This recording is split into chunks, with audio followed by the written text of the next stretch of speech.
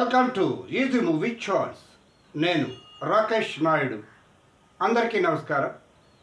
టాలీవుడ్ రౌండప్లో ఈరోజు నేను మాట్లాడే విషయం, జూన్ 1 నుండి మన 2 తెలుగు రాష్ట్రాల్లో థియేటర్స్ మొత్తం బంద్ కాబోతున్నాయి.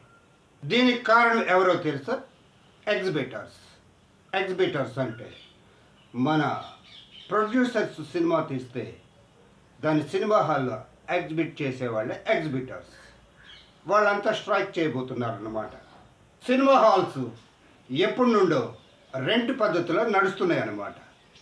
ఇలా నడవటం వల్ల సినిమా హాల్ కలెక్షన్ వచ్చినా రాకపోయినా పర్టికులర్గా విధించిన స్లాబ్ని అంటే రెంట్ని ఖచ్చితంగా కట్టాల్సిందే.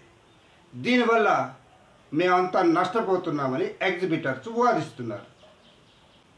కాబట్టి ఈ రెంట్ విధానాన్ని రద్దు చేసి పర్సంటేజ్ విధానం కావాలని ప్రొడ్యూసర్ని కోరుతున్నారు. ఈ విషయం ఇప్పటిది కాదు, ఎప్పటి నుంచో జరుగుతుంది.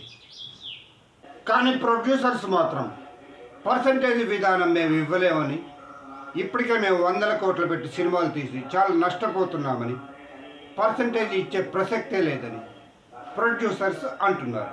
ఎప్పటి నుండో ఉన్న ఈ ప్రాబ్లంని ఇప్పుడే మళ్ళీ ఎందుకు తెరపైకి తెచ్చారో తెలుసా? అదే హరహర వీరమల్లు సినిమా జూన్ 12న రిలీజ్ ఉన్నది కదా. ఈ టైంలో అయితే మన డిప్యూటీ సీఎం పవన్ కళ్యాణ్ ఏదైనా ప్రాబ్లం సాల్వ్ చేస్తాడేమో అని అనుకుంటున్నారు. చూద్దాం మరి ఏం జరుగుద్దో. నెక్స్ట్ టాలీవుడ్ రౌండప్లో ఇంకో విషయం గురించి మాట్లాడుకుందాం. Thank you for watching.